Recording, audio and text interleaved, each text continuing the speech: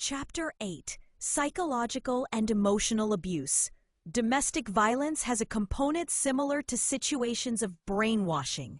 Chaplain T. Patrick Bradley.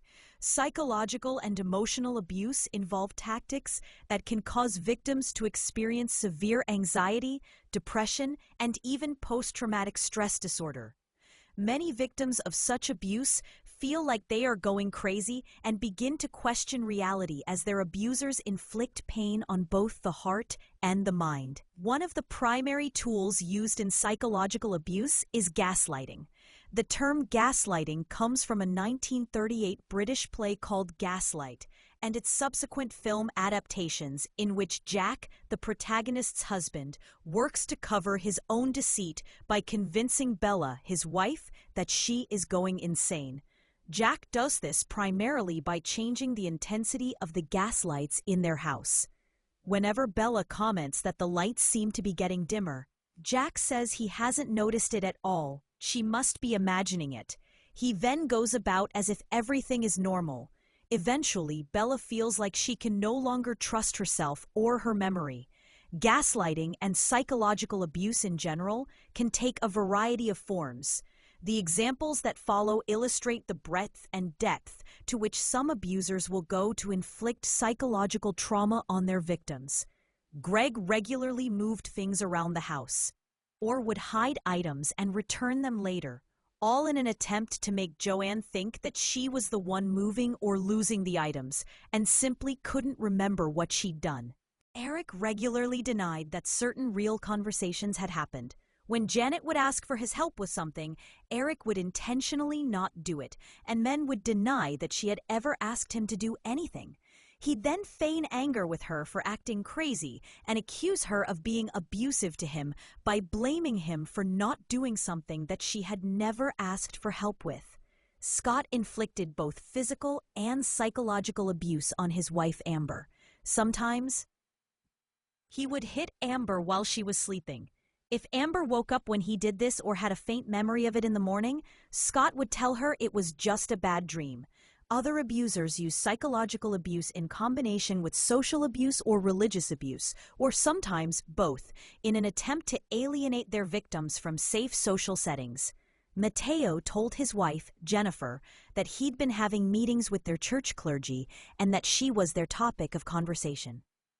He claimed that their clergy was considering church discipline for Jennifer if she didn't start obeying Mateo's authority in the home. He would also tell her that the clergy and other congregation members thought poorly of her. Of course, Mateo had never really spoken with the clergy at all. He simply knew that he could effectively control Jennifer by using her religious beliefs against her. Oliver questioned nearly everything Samantha said or did, making her feel as if her normal behavior and even some of her specific personality traits were bizarre or unacceptable. He asked Samantha why she felt the need to take a shower every day and why she brushed her teeth so strangely. He told her she shouldn't leave the house until he approved of how she had done her makeup, since she wasn't very good at doing it. He regularly made derogatory statements about things Samantha did and the way she dressed. When Samantha responded with hurt or anger, Oliver would then act shocked and tell her she couldn't take a joke. Sometimes, though, he wouldn't pass off the hurtful statements as jokes, but dig in and repeat them in order to make Samantha feel stupid, worthless, or crazy. As things further deteriorated, Oliver began telling Samantha that he was the only one who would ever love her and that no one would want her if she tried to leave.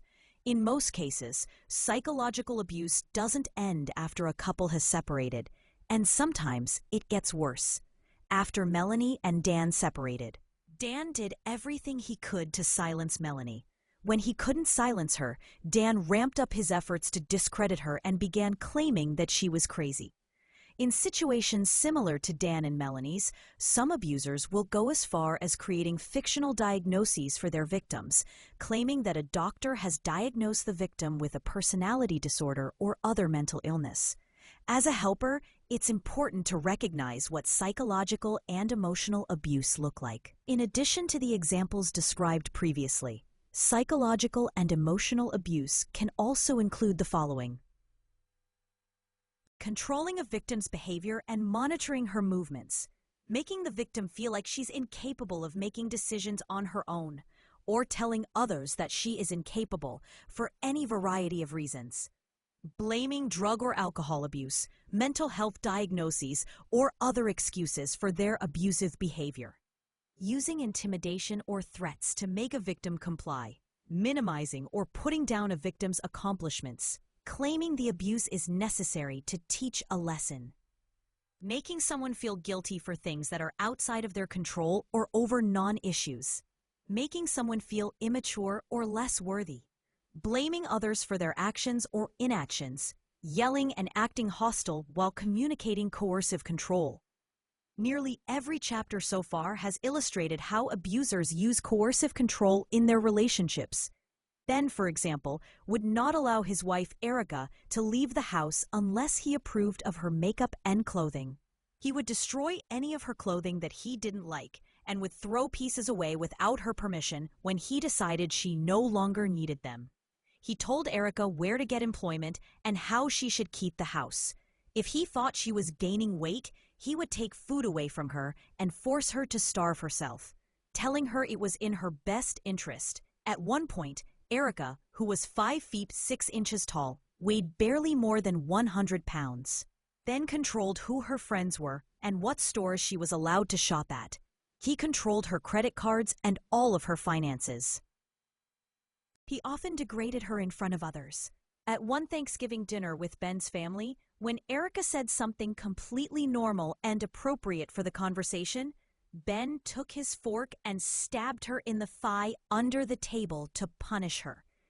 Other means of coercive control include making demands that are unreasonable, degrading someone, taking away someone's phone or other tools they rely on for independence, monitoring someone's money and time, depriving someone of food, restricting someone's activities and associations, making threats or intimidating someone, destroying property and possessions, especially those associated with identity, personality, or that have sentimental value.